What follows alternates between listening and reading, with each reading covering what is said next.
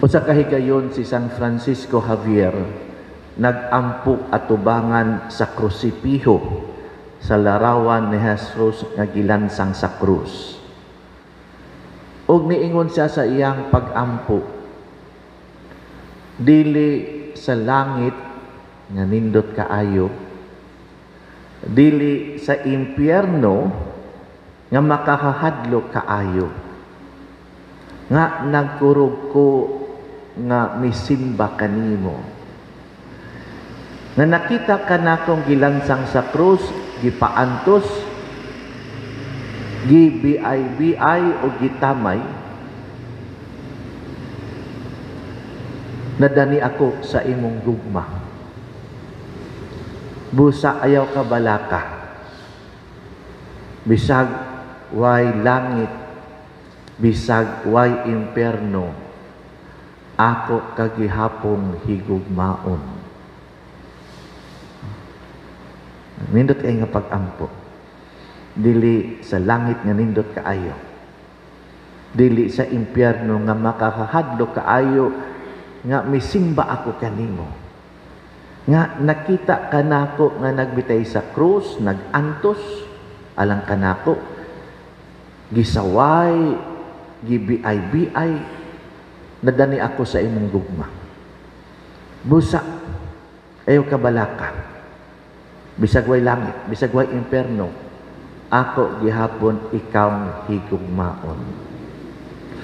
Mungatan nato sa atong kaugalingon, nining atong paningkamot nga maduol sa Ginoo, musunod sa iyahang kabubuton, magbinutan sa tanan natong binuhatan, unsa may hinungdan, unsa may rason.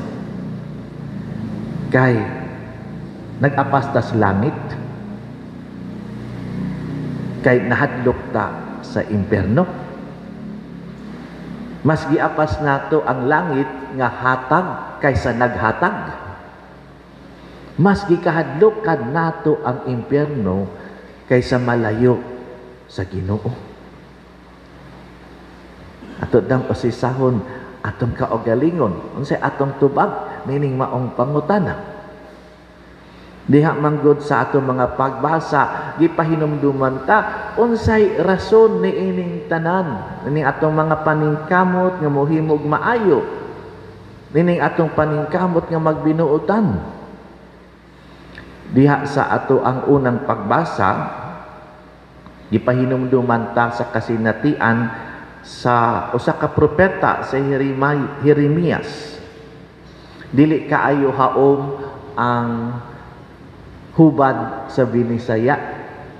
Sa Bisaya moingon, o Ginoo, gilimbungan mo ako ug nalimbungan ako. Manglimbong ang Ginoo.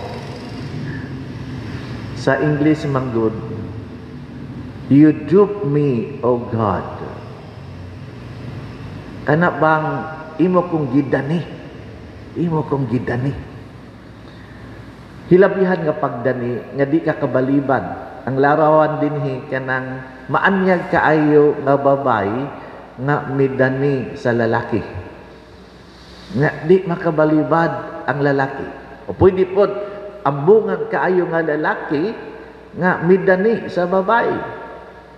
Nga sa pagpangulitaw ani, di po makabalibad ang babay. Ingon anak nga kasinatian.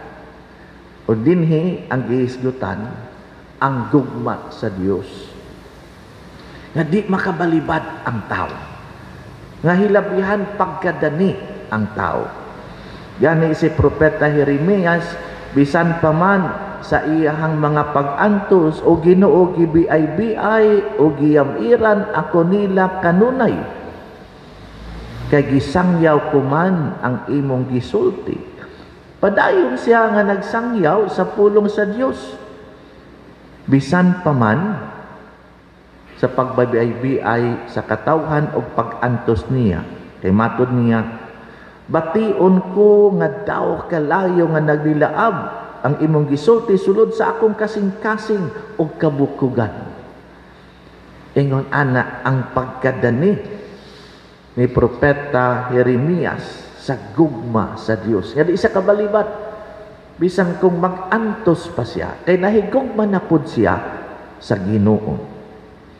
Ang salmista nagpadayag pud sa iyang kaugalingong pamaagi niining pagkadani, ingon siya, ang akong kalagi uhaw kanimo o Ginoo akong Dios.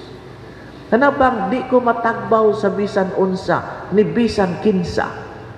Ikaw lamang o Dios ang makatagbaw kanako. Ang makatagbaw nga gugma. Sa bug-os kong kasing-kasing gipangandoy ko ikaw. Ang kalag ko giuhaw kanimo sama sa nagmalaog hupas nga yuta. Kana ganing uga kay nga yuta. O niya matuluan og tubig, suyupon dayon ang tubig. Huwag ibilid. Uhaw kaayo sa tubig ang nagmala nga yuta.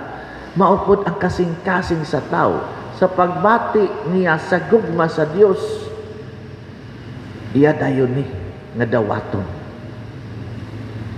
Mga igsuon, kining maong kasinatian sa gugma gipakita sa Ginoo diha sa ebanghelyo. Ang atong ebanghelyo karon sumpay sa ebanghelyo ni adtong Domingo.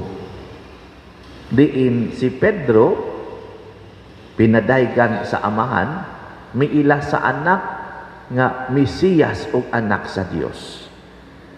O karon si Jesus miingon, apan ang Mesiyas, apan ang anak sa Dios, kinahanglang mag-antos.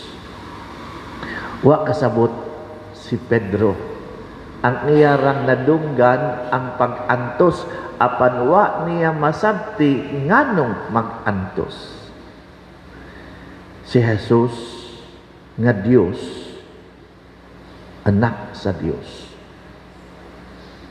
andam mag-antos alang kanato tungod ni anang gugma nga Dios nun. Dili lang kay giganahan siyang mag-antos, giganahan siya nga mahigugma. Og si Jesus usab nga Mesiyas, tao, ingpit man pud siya nga tao, nga nakabati nga ng gugma sa amahan, andam siya muhatag siyang kaugalingon alang sa tanan, kay nadani siya ni anang gugma sa Dios. Mao nang andam siya nga mag-antos. Natay panultihon, ang dili mag-antos, di masantos. Nya, murag gidawat na pud nato ni, pero di man na tinuod. Kay dili tanang pag-antos makasantos. Nay pag-antos tungod kay abusador kaayo ang tao sa iyang lawas. Puno siya og bisyo. Nya nag-antos. Angay lang. Mirisi. Di man na mo'y makasantos. Ang makasantos, ang gugma. Usbo na ko. Kaya aron maklaro ni, kay ato ra ba ni usahing dawaton nga panultihon. Ang makasantos, di ang pag-antos, ang gugma. O kang nahigugma ka, andam ka nga mag-antos alang sa imong gihigugma. Dili nga giganahan ka sa pag-antos, pero kabahin na sa paghigugma. Ang makabalaan ang gugma. Ang gugma. Og mao ni ang kahulugan sa pag-antos ni Jesus sa krus. Maguna-huna manggod tag krus, pag-antos ra. Wa ta mutan-aw nganong nag-antos. Nag-antos si Jesus. Nag-antos ang Dios tungod sa iyang gugma kanato. Gugma ang tanan. Og nakabig kita ni anang maong gugma, dili sa pag-antos, kinsay makabig sa pag-antos. Nakabig kita ni anang maong gugma. Busa si Jesus diha sa ato ang ebanghelyo ni ingon, kamo usab nga mosunod ka nako, pasana ang inyong krus. Dili nga ang Kristiyanos giganahag antos, kundi ang Kristiyanos buot nga mahigugma. Kay kanang krus, dili man lang na pag-antos. O, sa mga way pagtuo, ang krus pag-antos. Apan nganong gipasigarbo nato ang krus. Nga gani andam tang mupas-an pod sa atong krus. Kay nagpasabot man kini gugma alang kanatong mga magtotoo. Gipasigarbo nato ang gugma sa Dios. Ang gugma sa Dios nga nakadani kanato. Mao nang atong pas-ano ng atong krus. Nga sa laing pagkasulti, mahigugma usab kita kaniya ug mahigugma sa uban sama sa iyang paghigugma sa atoa. Nabita to'y eksena sa salida, The Passion of the Christ. Nabot kung nakakita mo ni ining maong salida, nadagma si Jesus kadagang higayon, apan matag higayon nga madagma siya, iyang halugon ang krus, ug niingon ang sundalo nga nagtanaw sa iya, di ko kasabot nimo. Nganong imong halugon ng imong krus? Hindi man na pag-antos ra, gugma na. Busa, niingon si San Pablo, diya sa atong ikaduhang pagbasa, mga igsuon tungod sa dakong kaluoy nga gipakita sa Dios kanato.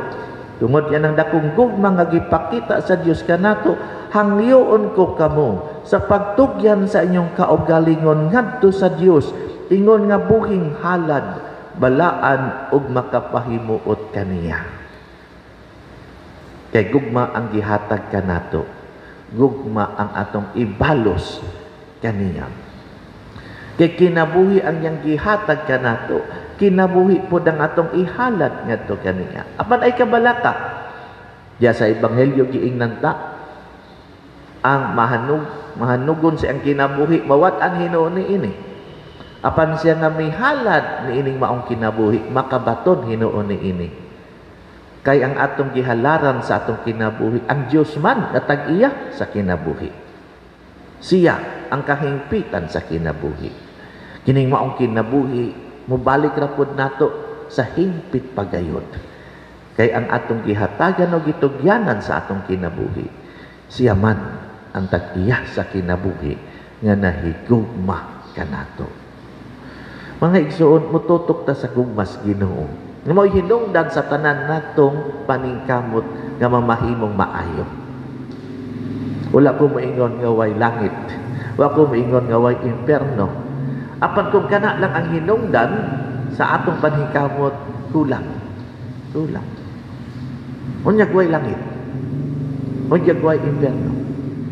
Ang sigurado, dunay Ginoo o dunay gugma niya alang kanatong tanan. Ang kaingon unta kita sama ni San Francisco Javier, bisag way langit, bisag way imperno, ay kabala ka Ginoo, mahigugma ako kanimo, kay nahigugma ikaw kanako. Amen. Maayong buntag sa tanan, o salamat kaninyong tanan nga nimong kabahi nining atong kasaulugan katong nangandam o dunay mga gimbuhaton mismo sa atong kasaulugan karon. Salamat kaayo. Pipila ka pahibalo. Una, kung mahinumdum mo duha ka Domingo ang milabay, dunay sulat nga gibasa kanato pahinumdum sa atong baruganan mahitungod sa issue sa death penalty. Unsay baruganan sa simbahan. So ang simbahan dili man lang ang mga pangulo, kitang tanan. Unsay atong baruganan isip mga Kristohanon o Katoliko atubangan ining issue sa death penalty. Alang ta sa kinabuhi, alang ta sa pagbag-o. Dili ta alang sa kamatayon. Ang kamatayon nga nagdalag kawalay paglaom sa pagbag-o, kay ang pagbago mahitabo lamang kung duna pay kinabuhi. Napaklaro na to maayo, hinaot nga nasabtan to ni atong sulat nga gipadala o gibasa sa atoa. Kung mahinumdum mo dunay panawagan aron ipadayag kining atong baruganan nga Kristiyano Katoliko ngadto sa mga hingtungdan nga maoy dunay katungdanan sa pagpanalipod sa kinabuhi sa katawhan o usab dunay responsibilidad sa paghimo mga balaod nun aron mapadayag kanila kining ato ang baruganan isip Kristiyano Katoliko. Doon na kita himuon nga signature campaign, pirma aron mapaabot nila nga dili baya tanan gusto aning maong pamaagiha. Human sa misa sa gawas dunay mopahigayon sa signature inyuhang pirma, inyuhang pirmahan ang papel nga atong ipadala ngadto sa mga hingtungdan aron makaamgo sila nga dili ni maoy Kristohanong pamaagi sa pagresolbar sa krimen, sa sala kung do naman naapay mas maayo og subay sa kabubuton sa Ginoo ang kanunay pagdapig sa kinabuhi. So sa gawas na onyay magpapirma alang niining maong signature campaign human sa misa. Uban siguro dunay kahadlok. Pero mo ni sukod sa atong pagka-Kristiyano, kining pagka-Kristiyano nato dili man lang sa kahayahay unsay pabor sa atoa, unsay gibaruganan nga iyas Ginoo dili lang iya sa tao. Sukod ni sa atong pagka-Kristiyano, pamalandungi. Ikaduha sa September 1 nga 40 ni kaadlaw hangtod na ni sa Oktubre sa ulugon ang season of creation. Diin giawhag ta nga mamalandong sa kahimtang sa atong kalibutan karon nga nagkahinahinay kaguba ang kalibutan nga nag-inusarang atong puloy-anan nga gihatag sa Ginoo. Nga atong atimanon unta dili dauton, nga atong palambuon dili dauton. Muni ang awhag kanato kaning mga umaabot nga mga adlaw pamalandungan ang atong responsibilidad sa pag-atiman sa kinaiyahan, season of creation. Isip pagsugod sa September 1 sa atong mga parokya dunay mga misa sa alas 6 nya dinhi pod sa atoa sa kapilya dunay misa sa alas 7 sa gabi. Sa parokya alas 6 sa buntag dunay misa uban sa pagbindisyon sa mga binhi, mga tanom, no? Timaan sa ato ang pag-ila sa kinaiyahan. Lakip na ang atong mga binuhi, yung mga hayop, yung mga pet nato sa balay. Aron ato apong ampuan kay kini kabahin sa binuhat sa Ginoo, pahinomdom pud nato sa Ginoo mismo. Doon ay blessing alang nila. So sa pagsimba ninyo, mamahimong dalon ninyo ang mga binhi, mga tanong nga inyong pabinditakan, apil ang inyong mga binuhi sa balay, no? Naamatay ka suroy-suroy diri nga mga iro, kana panahon nagyud ng pasuroyon ang mga iro dinis kapilya. Dili na siya illegal. Kay ato ang katupong ero nga di pud mamahit, no? May base unya magkagubot ta diri gigukuron nata sa mga ero. Aya lang pug pagdala og leon o tigre nga inyong mga binuhi. Katong mga pet ninyo ato ang panalanginan timaan sa atong pag-ila sa mga binuhat sa Dios sa kinaiyahan sa atong pag-atiman kanila. So September 1 diri sa atong kapilya alas 7 sa gabi ang misa.